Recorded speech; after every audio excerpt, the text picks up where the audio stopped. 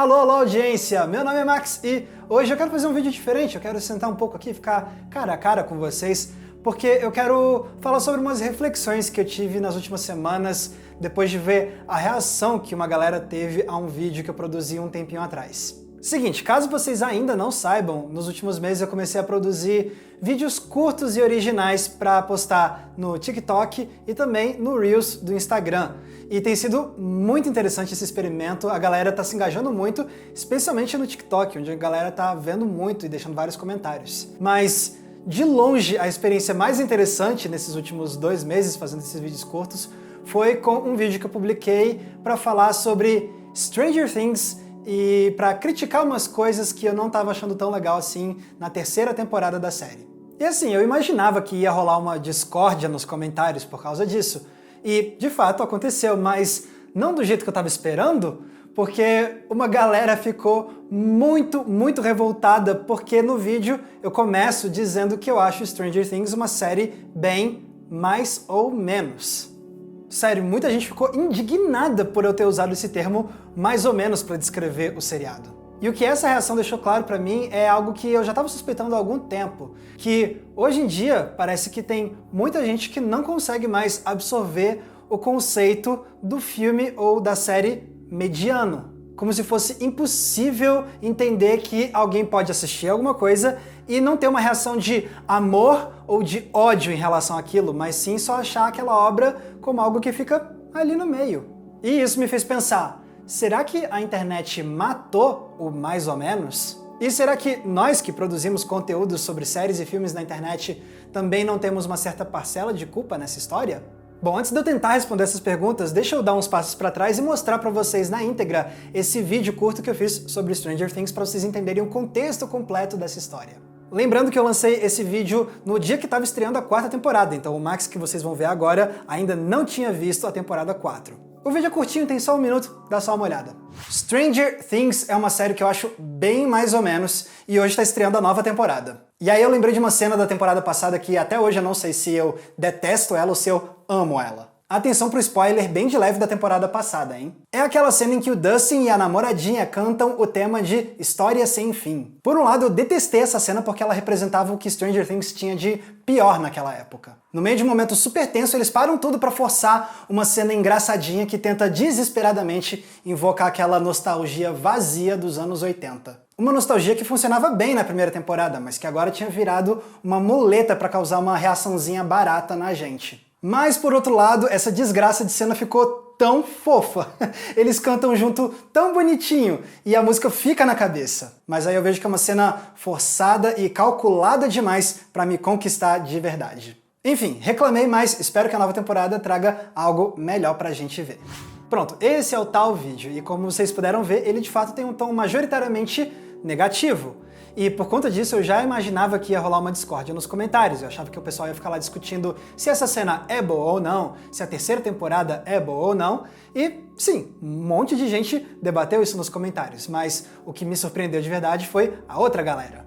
Foi a quantidade enorme de pessoas que ficaram absolutamente revoltadas por eu ter começado o vídeo dizendo que Stranger Things é uma série mais ou menos. Gente dizendo coisas como: bem, mais ou menos, como se a sua opinião fosse valer de alguma coisa. Mais ou menos é saber que eu perdi meu tempo ouvindo você. Mais ou menos é a sua mãe, Stranger Things é maravilhoso. Mais ou menos a sua cara. Não chame a minha série de mais ou menos, ela é a melhor, querido. Falou mal de Stranger Things, falou mal de mim também. Parei de assistir quando ele falou que era mais ou menos. Parei de ouvir com 3 segundos de vídeo. Parei de ver meu bem mais ou menos. Parei de ver o vídeo quando ele falou que Stranger Things é mais ou menos. Quando você cria essa série, você fala que é mais ou menos. Stranger Things é a melhor série que tem. Mais ou menos? Mais ou menos? Mano, mais ou menos? Mais ou menos? Como assim, mais ou menos? Mais ou menos, amigo, você tá mais ou menos? Mais ou menos, E pode ser que você veja isso e pense, ah Max, relaxa, isso aí é só um monte de fã adolescente que fica lá no TikTok. Mas mesmo se esses comentários forem realmente mais de adolescentes, isso não é motivo para eu só descartar esses comentários como se fossem completamente irrelevantes. Dá pra gente começar uma conversa muito legal a partir desses comentários. Então, deixa eu voltar lá pro meu vídeo de Stranger Things. Começando pelo fato de que, por mais que eu tenha feito comentários negativos naquele vídeo, eu também pontuo comentários positivos. Eu falo que a nostalgia dos anos 80 funcionava muito bem na 1ª temporada, eu falo que as 2 crianças cantando é algo muito fofinho de se ver, e eu ainda por cima termino o vídeo dizendo que eu sinceramente esperava que a próxima temporada fosse melhor. Aliás, parênteses, agora que acabou a 4ª temporada e eu já vi ela inteira, eu posso dizer que sim, felizmente, Stranger Things voltou a melhorar. Essa temporada foi quase tão boa quanto a primeira. Mas, enfim, isso é assunto para outro vídeo. O que eu quero dizer é que nesse meu vídeo de Stranger Things, eu não fico só o tempo todo tacando ódio no seriado. Sendo ele mais ou menos, eu quis também pontuar coisas positivas para mostrar que tem essa coexistência entre coisas boas e ruins nessa série. Mas se você se baseasse nos comentários daquela galera, você ia achar que eu passei 100% do tempo só destilando ódio. Veja bem, eu não tô reclamando que a galera discordou da minha opinião ou até mesmo se irritou com ela. Isso é a coisa mais normal quando se trabalha com o tipo de coisa que eu faço. Não, entendam que o que me surpreendeu foi a galera ter olhado o meu mais ou menos e ter tomado aquilo como um comentário puramente negativo. É só olhar pra comentários como esses aqui. Você só sabe falar mal. Mas me poupe, tentando ser o hater que ganha like. Tá se esforçando demais pra achar a série ruim. Se você acha ruim, por que assiste? Ok, você não gostar de Stranger Things, mas recomendo uma série de aventura melhor? Viu só? Dane-se a nuance do mais ou menos. Pra essa galera, eu sou hater, eu não gosto da série, eu odeio ela. E todos esses comentários serviram de evidência de algo que tem me incomodado há algum tempo. Trabalhando há 7 anos na internet, eu sinto que muitos de nós estamos condicionados hoje em dia a só enxergar os dois extremos quando uma obra de arte é criticada. Ou ela é boa, ou ela é ruim. Parece que a gente precisa deixar bem claro que o filme ou a série é ou a melhor coisa já produzida pela humanidade ou o maior lixo de todos os tempos. E se você não encaixar sua crítica em um desses dois extremos, uma galera vai olhar para sua opinião e ficar sem saber reagir, não sabe como lidar com essa opinião. É por isso que uma galera vai ver um mais ou menos e igualar aquilo a ruim. É por isso que se você chamar um filme de medíocre, a galera vai achar que você está ofendendo a obra, quando na verdade você só está apontando que ela é mediana. Afinal, se você não estiver elogiando efusivamente aquela obra, só pode significar que você odiou ela, certo? Não, é errado. Porque entre o bom e o ruim existe uma infinidade de possibilidades. Para começo de conversa, é a coisa mais normal do mundo você ver um filme e não achar ele nem tão bom, nem tão ruim. Ele só fica no meio. São obras que quase apresentam um equilíbrio entre as coisas que funcionam e as coisas que não funcionam.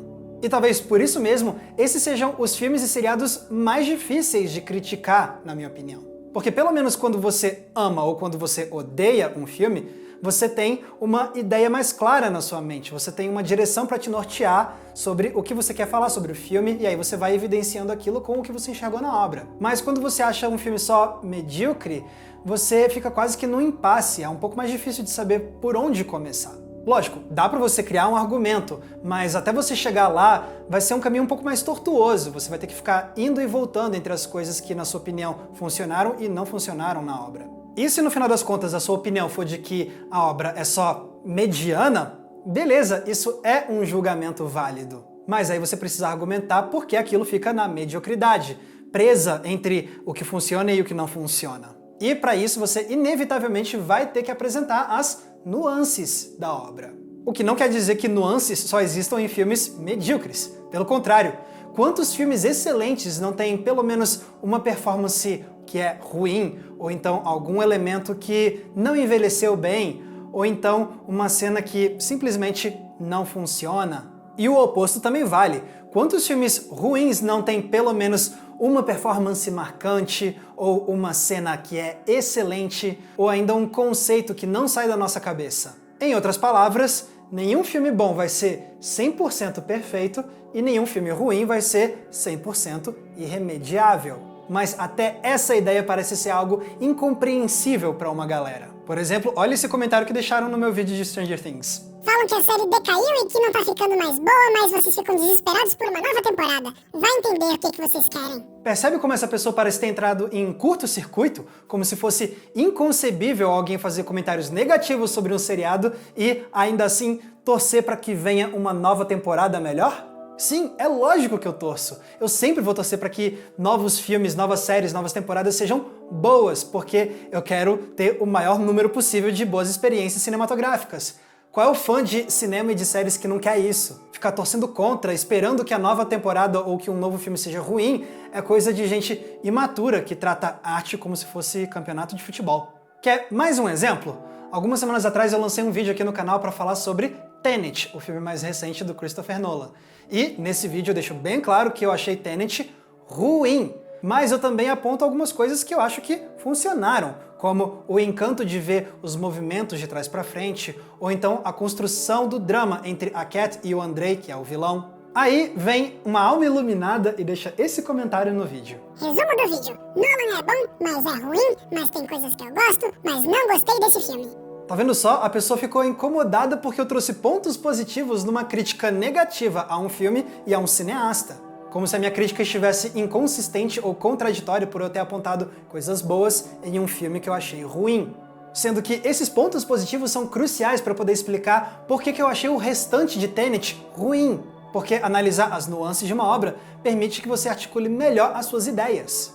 É por isso que trazer pontos positivos numa crítica negativa não deixa ela necessariamente menos consistente. Pelo contrário, ela pode deixar sua crítica ainda mais consistente. Beleza, então já deu pra ver como essa mentalidade me deixa frustrado. Mas de onde vem essa mentalidade? Eu acho que, em parte, isso vem de como a internet condicionou a gente a explorar opiniões extremas para conseguir audiência. É lógico que vai chamar muito mais a atenção da galera se você disser que tal filme é o melhor filme de todos os tempos ou que tal série é o maior lixo do ano. Porque opiniões extremas são inflamatórias. Elas causam uma reação forte na gente, dá vontade da gente entrar lá na seção de comentários e sair escrevendo "Você está errado!".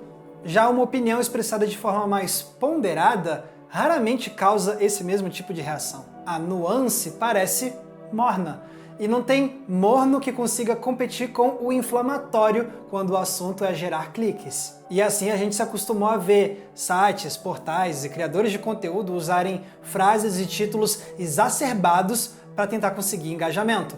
É algo que funciona tão bem que até mesmo esse que vos fala acaba caindo de vez em quando na tentação de usar essa estratégia. O que me faz pensar que nós que falamos sobre filmes e séries na internet também temos uma certa parcela de culpa nessa história toda. Especialmente quando a gente fica tratando filmes e séries de forma dicotômica nos nossos textos. E olha, isso vem lá de trás. Basta lembrar de dois críticos americanos que mudaram a forma como o grande público consome opiniões sobre filmes: o Gene Siskel e o Roger Ebert. Nos anos 70, eles revolucionaram a mídia americana com o programa de TV deles, no qual eles opinavam sobre as estreias da semana. E no final de cada debate, eles davam um veredito sobre o filme, ou aprovando com um joinha, ou reprovando com um dedão para baixo. O programa fez tanto sucesso que ele durou décadas, sempre trazendo muita audiência. A questão é que, sendo um programa tão popular, eles acabaram normalizando na mente de milhões de espectadores essa ideia de que filmes sempre podem ser facilmente classificados em uma de duas categorias: ou é bom ou é ruim. E depois a gente viu essa ideia ganhar uma nova vida com muita força na era da internet. Quantos sites ou blogs ou canais vocês já não viram que ficam usando esse sistema binário para ficar julgando filmes? Vale ou não vale a pena assistir? Aprovado ou reprovado? Conferir ou ignorar? E isso sem contar aquela desgraça de site que é o Rotten Tomatoes, um portal muito popular que está há anos condicionando milhares de fãs de cinema a enxergar filmes ou como frescos ou como podres. Isso tudo é reflexo de um conteúdo que está muito mais focado em ser um guia de consumo do que crítica de cinema propriamente dita. Reduzir opiniões sobre filmes a veja ou não veja, bom ou ruim, é muito mais servir ao público que está querendo saber se vai gastar o dinheiro suado naquele filme ou se vai perder tempo precioso consumindo aquilo. E não me entenda mal, isso é um serviço totalmente válido e importante de se ter. Com certeza tem espaço para guias de consumo no mundo dos conteúdos de cinema. Especialmente no formato de listas, de recomendações, eu mesmo adoro ver esse tipo de coisa. Mas um guia de consumo é uma coisa e uma crítica de um filme é outra coisa completamente diferente. Não é papel de uma crítica dizer se o público deve ou não deve ver tal filme. Não, o papel de uma crítica é propor uma perspectiva sobre aquela obra. É analisar o uso da linguagem cinematográfica e, a partir daí, defender um argumento sobre aquilo. E para você fazer isso direito, você precisa reconhecer as nuances que estão tanto no filme quanto na sua própria visão. Afinal, todo o impacto, as emoções, as ideias que surgem dentro de você quando você vê um filme são coisas complexas, não é fácil de explicar isso claramente. Então, no final, o que importa é se você conseguiu defender uma ideia sobre o filme. De resto, pouco importa se a sua opinião chegou a um veredito de bom, ruim ou mais ou menos. Porque uma crítica de filme não tem obrigação nenhuma de ser reduzida a um sim ou a um não. O problema é que todas essas ideias são jogadas no lixo quando a gente fica tratando críticas de cinema como se fossem guias de consumo rasos, que precisam dar respostas fáceis sobre arte, que é uma parada muito complexa. A consequência é esse reinado do bom ou ruim, que acaba criando toda uma geração que acredita piamente que todos os filmes precisam ser convenientemente categorizados como uma coisa ou outra. Quer uma evidência disso? Então dá uma olhada nesse comentário que deixaram no meu vídeo de Stranger Things. Se a pessoa é bipolar, eu já não confio na crítica. Ou é ruim ou é boa. Escolhe. Tá vendo? Tem gente que realmente acredita que a obra precisa ser uma coisa ou outra. O meio termo simplesmente não existe. É fato, tem gente que se depara com um mais ou menos e não sabe como reagir. Ou deixa um comentário desses, ou se apressa em classificar esse mais ou menos como ruim. E que se danem todos os outros argumentos que desafiam essa classificação fácil. O que me leva a uma última pergunta. Como combater esse reinado do bom ou ruim? Acho que da minha parte é ficar atento a como eu falo de filmes e séries para o público e incentivar que a galera enxergue essas obras como as coisas complexas que elas são, com várias facetas, ao invés de só tentar ficar selando com um carimbo de aprovado ou reprovado. Quero continuar incentivando a galera a desapegar um pouco desse vício que a gente criou no binarismo do julgamento midiático. Porque quando a gente se liberta dessa camisa de força do bom ou ruim, a gente passa a ter conversas muito mais legais e instigantes e ricas sobre arte e sobre as ideias e as emoções que a arte gera na gente. Sim, eu sei que proclamar que algo é mais ou menos não é tão atraente quanto dizer maravilhoso ou péssimo. Mas sério, não vamos deixar o mais ou menos desaparecer das nossas opiniões, não? Porque é só com o mais ou menos que as nossas conversas sobre cinema podem ser excepcionais. Galera, muito obrigado por terem conferido esse vídeo diferente. Agora eu quero ouvir de vocês. O que vocês acham sobre essa história de mais ou menos, bom ou ruim? Deixem aqui nos comentários que eu vou adorar ler. E pessoal, se vocês querem ajudar a gente a manter o Entre Planos no ar, vocês têm algumas opções. Uma delas é usar o botão de valeu demais que está aqui embaixo do vídeo, porque ele é tipo uma gorjeta. Você escolhe um valor e deixa um comentário que vai ficar destacado com uma cor diferente. Mas se quiser ajudar a gente com um valor recorrente mensal, vocês podem entrar na nossa campanha do Apoia-se. Até porque eu produzo conteúdos exclusivos para essa galera, incluindo o nosso querido Cineclube Entre Planos. Vocês conferem os detalhes da campanha do Apoia-se clicando no link aqui embaixo. E, se quiserem me ouvir falando ainda mais sobre cinema, vocês podem escutar o meu podcast, o Cena Aberta, que sai 2 vezes por semana, e vocês também podem me seguir nas redes sociais com os nomes que estão aqui embaixo de mim. Mais uma vez, muito obrigado pela audiência, um abraço e até a próxima sessão.